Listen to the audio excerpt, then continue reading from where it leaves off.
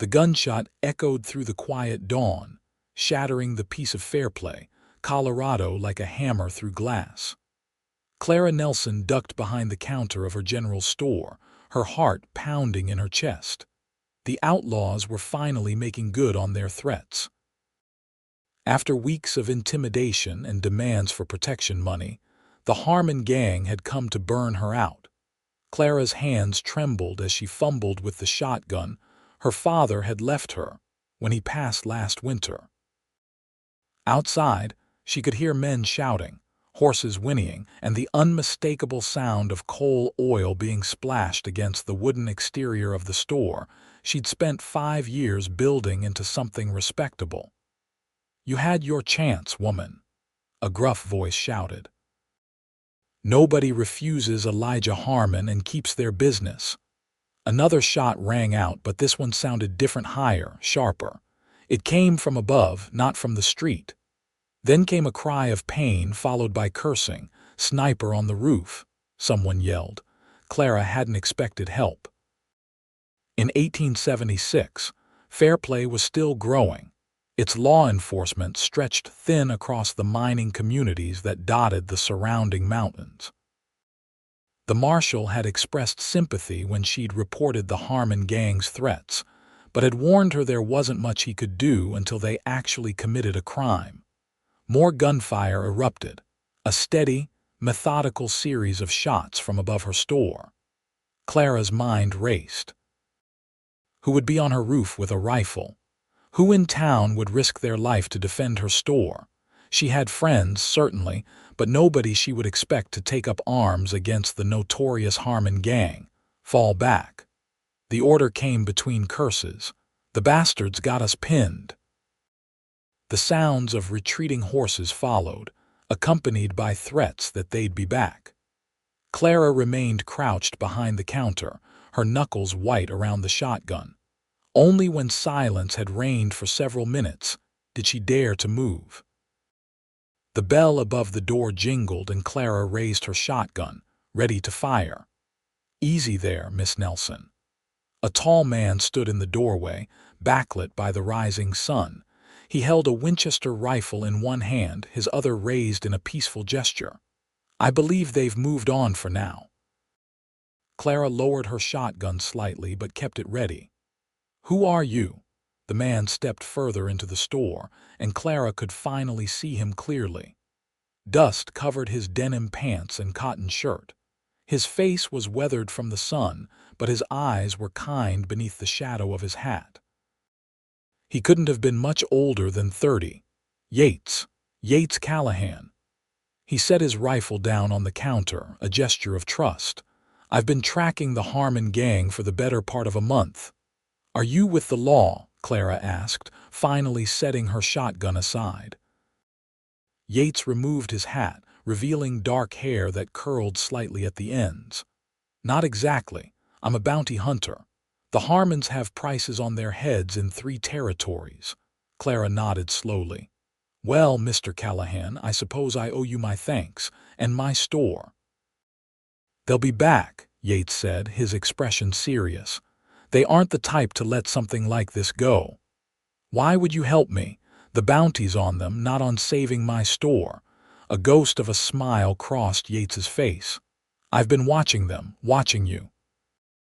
They've been terrorizing folks all through Colorado.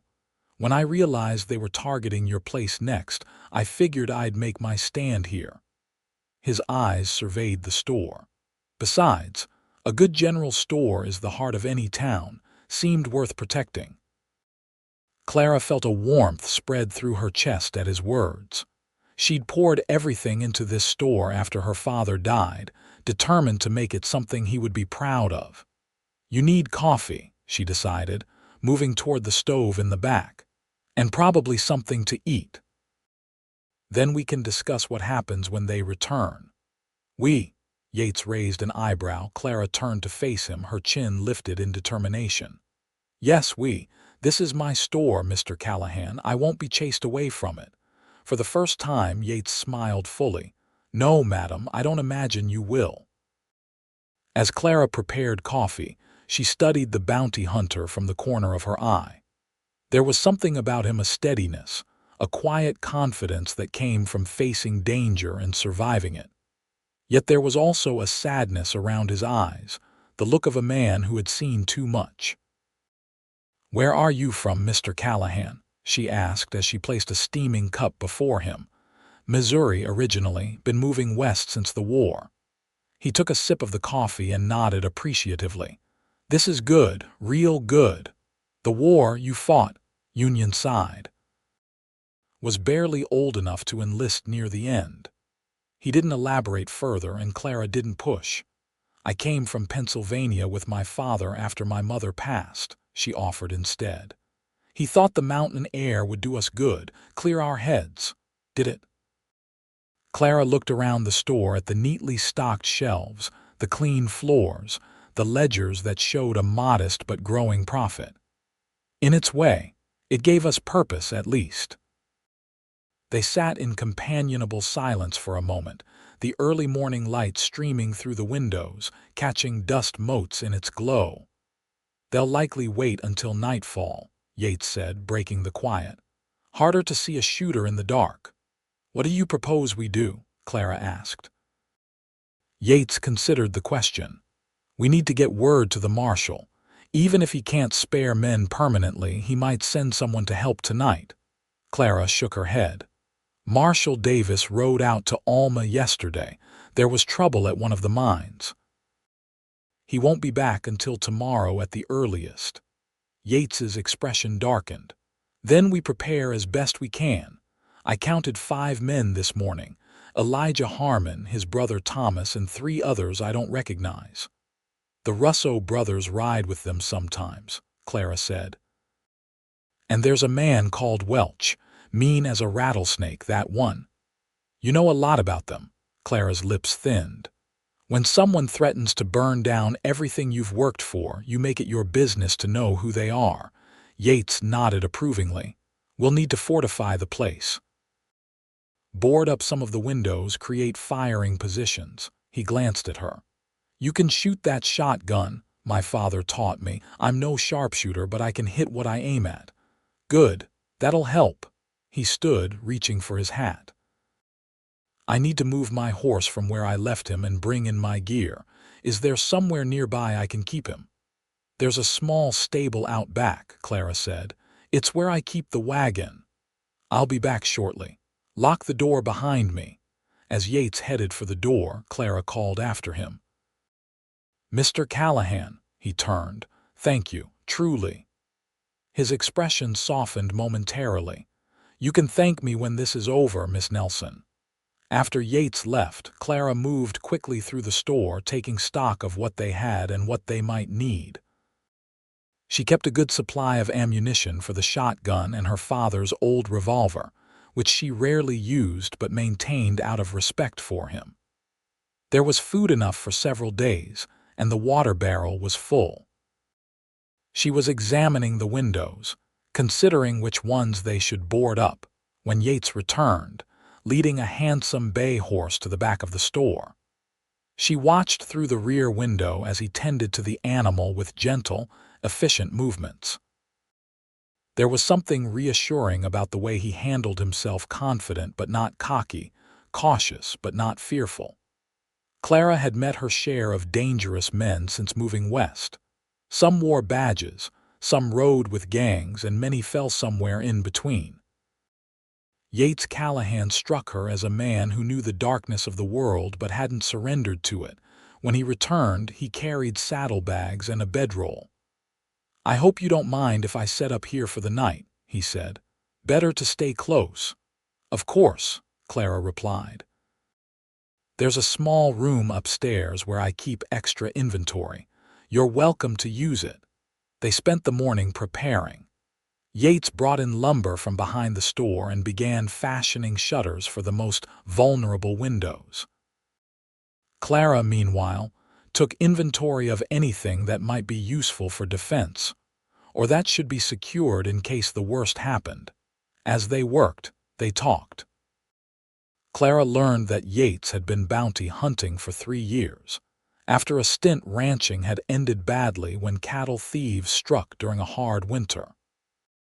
Before that, he tried his hand at various jobs: farmhand, riverboat worker, even a brief time in a silver mine, but found he had a knack for tracking men who didn't want to be found. "It's not what I imagined doing with my life," he admitted as he hammered a board in place. "But it pays, and sometimes not always, but sometimes I'm bringing in men who deserve what's coming to them." "And the Harmon Gang, do they deserve it?" Clara asked, handing him another nail. Yates's expression hardened. "They killed a family outside of Denver, parents and a teenage son. All because the father wouldn't let them use his barn to hide stolen horses." His hammer struck the nail with more force than necessary.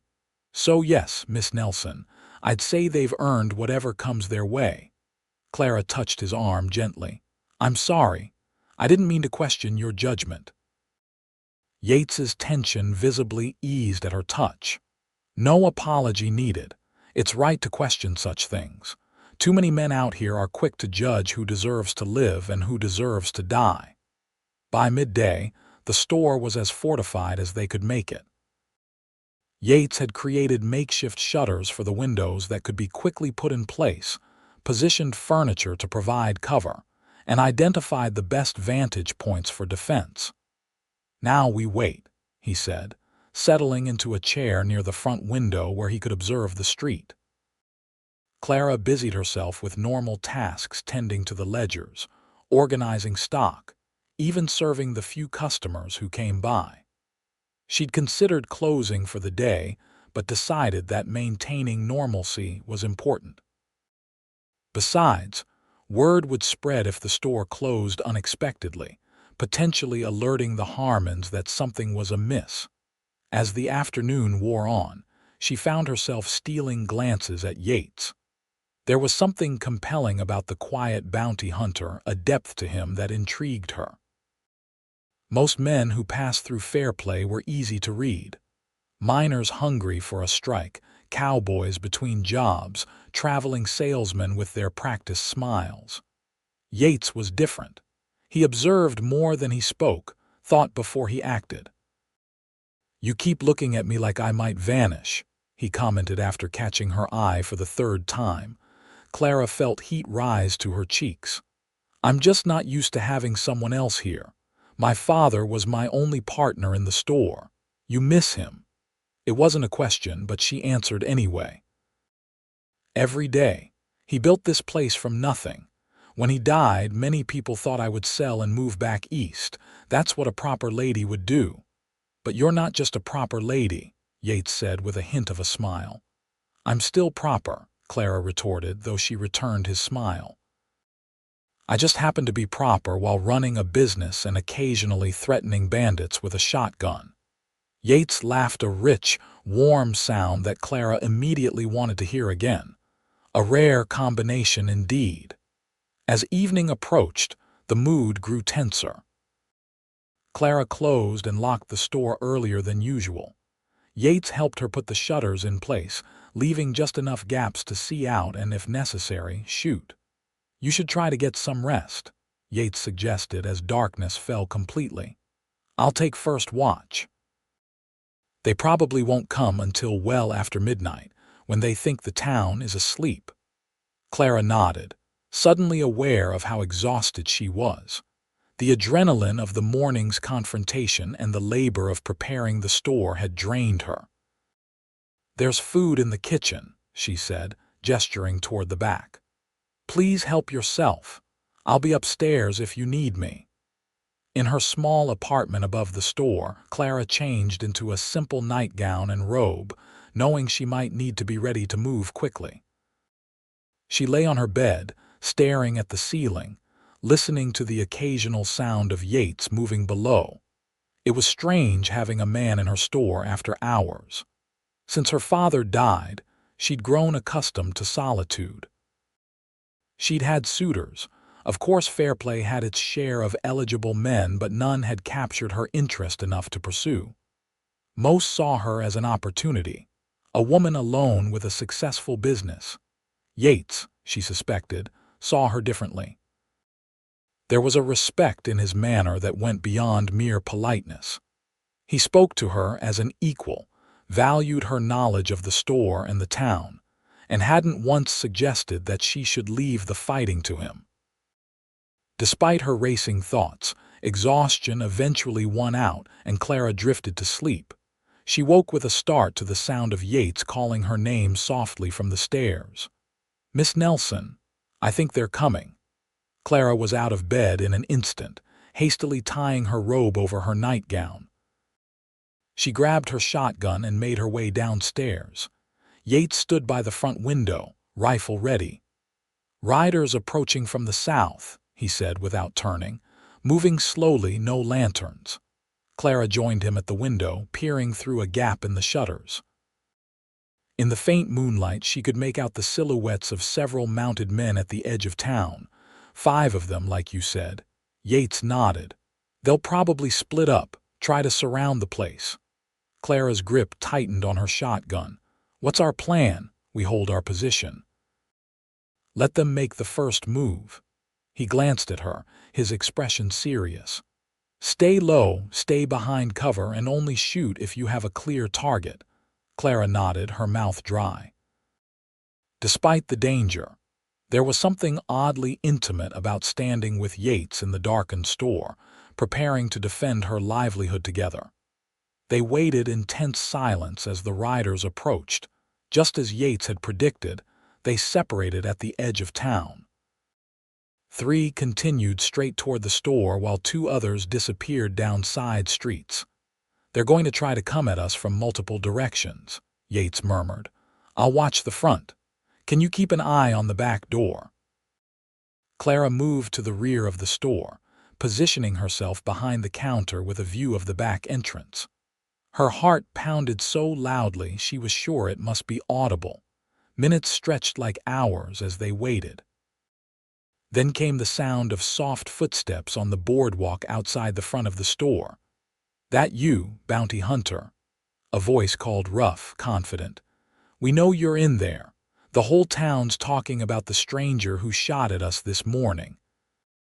Yates remained silent, signaling to Clara to do the same. "All we want is the woman's store," the voice continued.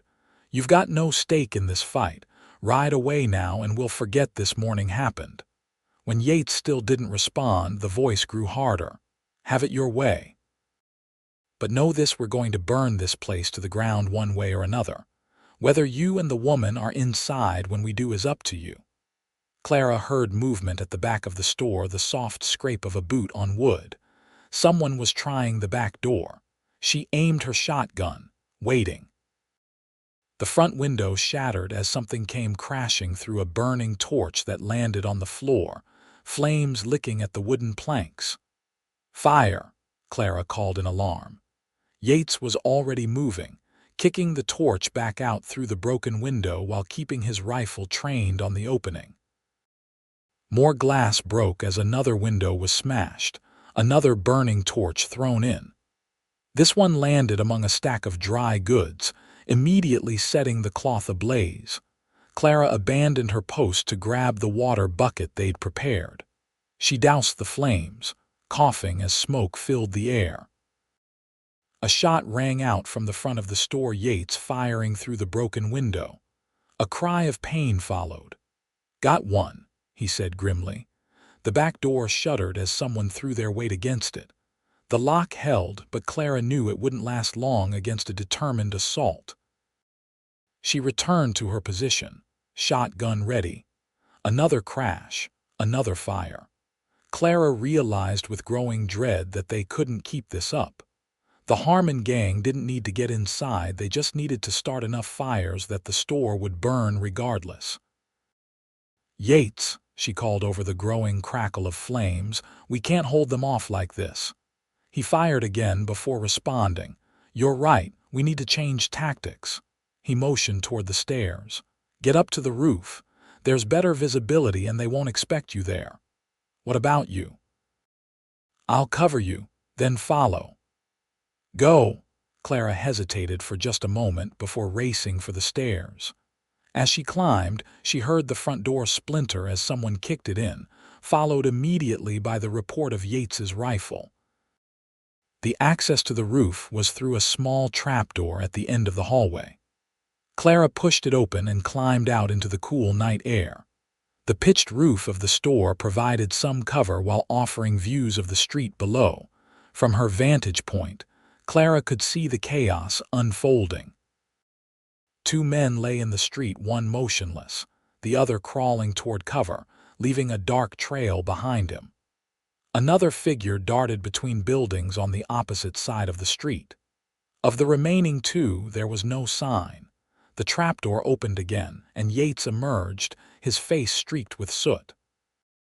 "Are you all right?" he asked, crawling to position himself beside her. "Yes," Clara replied, though her hands still shook. "I can see three of them, two down in the street, one across the way." Yates nodded, surveying the scene. "Elijah Harmon is still out there somewhere, along with one other. We need to be careful." Below, smoke was beginning to billow from the broken windows of the store. Clara felt a stab of despair. Even if they survived this attack, her father's legacy might still be lost. As if reading her thoughts, Yates touched her arm reassuringly. "We'll save it. I promise." A shot rang out, the bullet splintering the wood near Clara's head. She ducked instinctively as Yates returned fire. "There," he said, pointing to a shadowy figure in the alley beside the barber shop. "That's Elijah." Another shot, this one from behind them. Clara whirled to see a man climbing onto the roof of the neighboring building. She fired her shotgun, the blast deafening in the night air. The man stumbled back, losing his footing and disappearing from view. "Good shot," Yates said, eyes still trained on the alley where Elijah Harmon lurked. Clara was about to respond when a shout went up from the street below. "Fire! The general store's on fire!" Other voices joined in, and Clara could see people emerging from nearby buildings, some in nightclothes, others hastily dressed. A bucket line was forming, men and women rushing to the town well. "The whole town's waking up," Yates observed. "Harmon won't risk a gunfight with witnesses." Sure enough, Clara saw movement in the alley, Elijah Harmon making a retreat, staying in the shadows as he moved away from the growing crowd. "He's getting away," she said, raising her shotgun again. Yates placed a hand on the barrel, gently lowering it. "Let him go for now. Saving your store is more important." They made their way back through the trapdoor and down to the main floor of the store, where several townspeople were already battling the flames. The fire hadn't spread as much as Clara had feared. The shutters had contained most of it to the front portion of the store. For the next hour, Clara worked alongside her neighbors to extinguish the fire. Yates helped as well, though he kept a watchful eye on the street, wary of the Harmon Gang's return. By dawn, the fire was out. The damage was significant but not catastrophic. The front of the store would need extensive repairs, and much of the inventory near the windows was ruined by fire or water. But the structure itself was sound, and most of Clara's stock had survived. As the bucket line disbanded and people began to return to their homes, Marshal Davis rode into town, having been summoned by a rider during the night. "Miss Nelson," he said, dismounting in front of the damaged store. "I came as soon as I heard." His gaze shifted to Yates, who stood beside Clara. "And you are Yates Callahan, bounty hunter." He extended a hand which the marshal shook cautiously. "He saved my life," Clara added, "and my store. The Harmon Gang would have burned it to the ground if not for him." Marshal Davis's eyebrows rose. "The Harmon Gang, here in Fairplay," Yates nodded. "They've been moving through this region for weeks. There's one dead in the street and another wounded who was taken to the doctor. 3 escaped, including Elijah Harmon himself." The marshal sighed heavily. "I've been hearing about their activities. Never thought they'd come to Fairplay." He looked at Clara apologetically. "I'm sorry I wasn't here, Miss Nelson." "You had duties elsewhere, Marshal," Clara said graciously. "We managed." "That you did." He turned back to Yates. "I'd appreciate your help tracking down the rest of the gang, Mr. Callahan. With 2 of their number captured or dead, they might be desperate." Yates glanced at Clara before responding. "I'm at your service, Marshal. But first, I'd like to help Miss Nelson secure her store." As the marshal went to examine the body in the street and question witnesses, Clara found herself alone with Yates for the first time since the attack began. "You don't have to stay," she said, though the words came reluctantly. "The marshal could use your help, and I have neighbors who will assist with the repairs." Yates studied her face for a moment. "Do you want me to go?" Clara met his gaze, finding herself unable to dissemble. "No, but I don't want to keep you from your work." "The bounties will keep," Yates said simply. "Right now, I'd rather be here." The simple declaration warmed Clara more than she would have expected. "Then I gratefully accept your help, Mr. Callahan." "Yates," he corrected with a small smile. "I think after defending a store together, we can dispense with formalities." "Yates," Clara repeated, returning his smile. "And I'm Clara." The next few days passed in a blur of activity. Word of the attack spread quickly, and the people of Fairplay rallied around Clara. Men came to help replace the broken windows and repair the damaged portions of the store. Women brought food and helped clean up the smoke damage. Through it all, Yates remained a constant presence, working tirelessly alongside the townspeople. The wounded member of the Harmon Gang survived his injuries and was placed under guard at the doctor's office. From him, Marshal Davis learned that the gang had indeed planned to leave the area after burning Clara's store, a final act of intimidation, before moving on to new territory.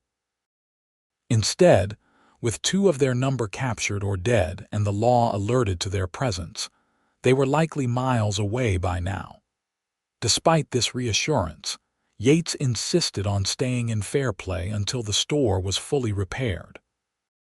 He took up residence in the small room above the store where Clara had initially offered him shelter, paying a modest rent despite her protests. As they worked side by side to restore the store, Clara found herself increasingly drawn to the quiet bounty hunter. He was unlike any man she had known, thoughtful, capable, with a natural decency that shone through his rough exterior. He treated her as an equal, valued her opinions, and never once suggested that running a store was too much for a woman alone. For his part, Yates seemed equally content in Clara's company. He spoke more freely with her than he did with others, sharing stories of his travels, his childhood in Missouri, even some of his experiences during the war, though those tales were told with a somber restraint that Clara understood not to press. A week after the attack, the store was nearly restored. New glass gleamed in the windows, the damaged shelving had been replaced, and fresh inventory had arrived to replace what was lost. Clara stood in the center of the main room, surveying their work with satisfaction. "It looks better than before," she observed as Yates finished stocking the last shelf. "A testament to your resilience," he replied, stepping back to stand beside her. "Not many would bounce back so quickly from what you faced." Clara turned to face him, suddenly aware of how close they were standing. "I had help. You would have managed without me," she shook her head. "Perhaps eventually, but not as well and not with such." She searched for the right word. "Peace." Yates looked at her questioningly. "You bring a kind of calm with you," Clara explained. "A steadiness. Even in the midst of gunfire and flames, you never lost your composure. It helped me keep mine." Yates's expression softened. "You're giving me too much credit. I've seen seasoned lawmen with less courage than you showed that night." Their eyes met, and for a moment, Clara thought he might reach for her. Instead, he cleared his throat and took a small step back. "Marshal Davis asked me again today if I would join the posse he's forming to hunt down the rest of the Harmon Gang," he said. Clara felt her heart sink. "I see. When will you leave? Yates hesitated. I haven't given him my answer yet. Why not? Isn't that why you came to Fairplay? To catch the Harmons, it was, Yates admitted. But things change, priorities shift. Clara hardly dared to hope what he might mean. What are your priorities now? Yates took a deep breath. I've been thinking about staying in Fairplay, at least for a while. As a bounty hunter? Clara asked. He shook his head. No. I'm tired of tracking men to their deaths or imprisonment. I was thinking I might try something different, something more constructive. Like what? The livery stable at the edge of town is for sale. The owner wants to move to California for his health. I've been talking to him about the price. Clara couldn't hide her surprise. You want to run the livery? I've always been good with horses, Yates said with a shrug, and it would be a steady business in a growing town. He paused, his eyes meeting hers again. Of course, there are other reasons I might want to stay. Clara's heart quickened. Such as? There's a certain store owner I've grown quite fond of, Yates said quietly. A remarkable woman who faces down danger without flinching and rebuilds what others try to destroy. Clara felt a blush rise to her cheeks. Perhaps this store owner has grown fond of you as well. Yates's smile was warm as he finally bridged the distance between them, taking her hand in his. I was hoping you might say that. That evening, they walked together along Fairplay's Main Street, watching as the setting sun painted the distant mountains in shades of gold and pink. Clara's hand rested comfortably in the crook of Yates's arm, a gesture that did not go unnoticed by the townspeople they passed. There would be talk, of course, but Clara found she didn't mind. Will you really buy the livery? She asked as they paused to admire the view. I've already made an offer, Yates replied. Mr. Henderson accepted it this afternoon. Clara turned to him in surprise. You didn't tell me. I wanted to be certain before I mentioned it again. He smiled down at her. It seems I'm officially becoming a resident of Fairplay. I'm glad, Clara said softly. As the weeks passed, Yates settled into his new role as the town's livery stable owner. He had a natural way with horses and a fair approach to business that quickly earned him the respect of Fairplay's residents. Meanwhile, Clara's store thrived, its reputation enhanced rather than damaged by the dramatic events of the fire. They saw each other daily, sharing meals, attending church together on Sundays, helping each other with their respective businesses. Their courtship progressed with a steady certainty that felt right to them both. 2 months after the attack on the store, Marshal Davis returned from a lengthy pursuit with news. The remaining members of the Harmon Gang had been captured near the New Mexico territory. Elijah Harmon himself had been killed resisting arrest. It's over, Yates said that evening as they sat on the porch behind Clara's store, watching the stars emerge. They can't threaten you or anyone else again. Clara leaned her head against his shoulder. I'm relieved. Not just for myself, but for all the other storekeepers and families they might have terrorized. Yates placed his arm around her, drawing her closer.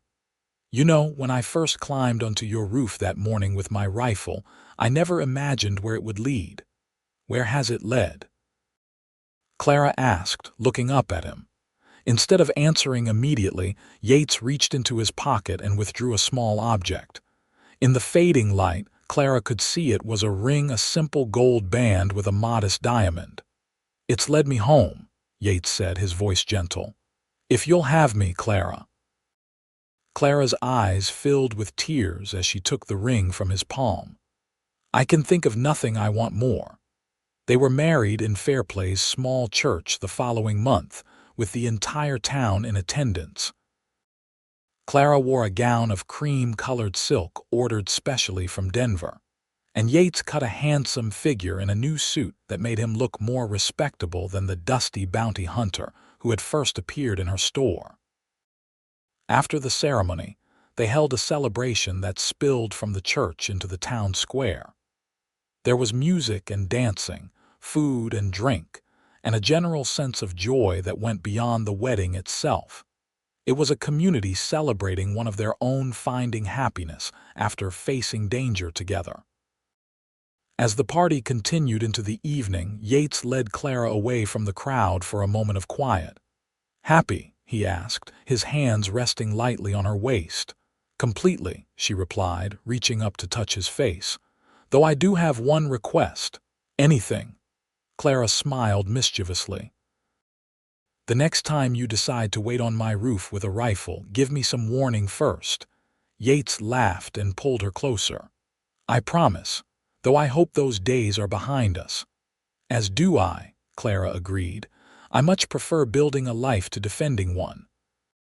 "Then let's build something remarkable," Yates said, and sealed the promise with a kiss.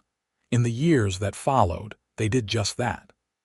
The general store expanded to include a second building that specialized in furniture and household goods. The livery thrived as well, growing to become the largest horse trading business in the county. They built a proper home on a piece of land at the edge of town, with views of the mountains and room for children to play. Their first child, a son they named Edward after Clara's father, arrived a year after their wedding. A daughter, Margaret, followed 2 years later.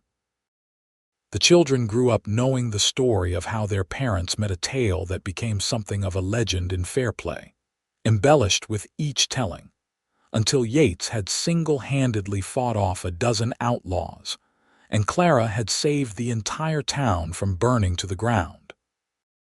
The real story, they agreed, was remarkable enough without embellishment.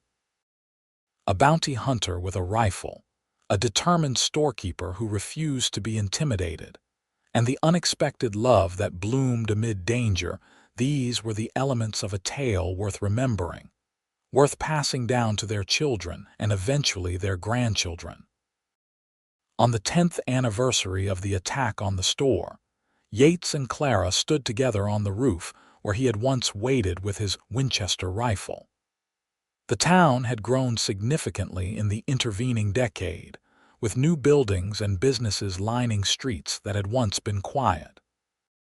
"It seems like another lifetime," Clara mused, looking down at the bustling town below. "In many ways it was," Yates replied, his arm around her waist. At 40, he had a few strands of gray at his temples but remained as strong and steady as the day they met. Clara leaned into his embrace. "Do you ever miss it? The excitement of your old life?" Yates considered the question before shaking his head. "Not for a moment. I was searching for something back then, though I didn't know what. Standing on this roof, watching you refuse to abandon everything you'd built despite the danger, that's when I finally understood what I was looking for." "And what was that?" Clara asked, though she thought she knew the answer. "A place to belong. A person to belong to." He turned to face her fully. "You gave me both." Clara smiled up at him, her heart as full as it had been on their wedding day. "And you gave me the courage to keep fighting for what matters." As they made their way back down to the store that had started it all, they were greeted by their children, eager to begin the anniversary celebration they held each year, not to commemorate the attack, but to celebrate the unexpected beginning of their life together. Fairplay continued to grow around them, weathering the boom and bust cycles that characterized so many Western towns. Through it all, the Nelson Callahan General Store remained a constant, as did the livery stable that eventually passed into the hands of their son. Their daughter, showing her mother's independent spirit, opened the town's first proper bookstore, importing volumes from as far away as New York and London. When visitors to Fairplay asked about the town's history, locals often pointed to the general store with its distinctive sign, and told the story of the night it nearly burned, of the courageous woman who refused to be driven away, and of the bounty hunter who found something worth more than any reward he'd ever collected.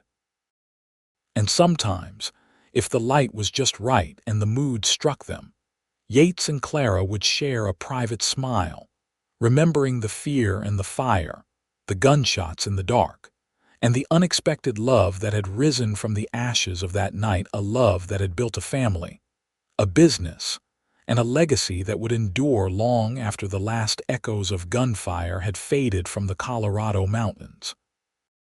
In their golden years, when their children had families of their own and the daily operation of the businesses had passed to younger hands, Yates and Clara still began each day together on the porch of their home, watching the sun rise over the mountains. They would reminisce about their life together, the challenges they'd faced, the joys they'd shared, the community they'd helped to build. And always, inevitably, the conversation would turn to that first night, when a determined woman with a shotgun and a bounty hunter with a rifle had stood together against those who would destroy what she had built. It was their beginning, unexpected, dangerous, and perfect in its way. "I never thought I could be this happy," Clara would often say, her hand clasped in his. And Yates, the man who had once tracked outlaws across territories but found his greatest adventure in loving one remarkable woman, would simply smile and reply, "I never stopped believing we would be."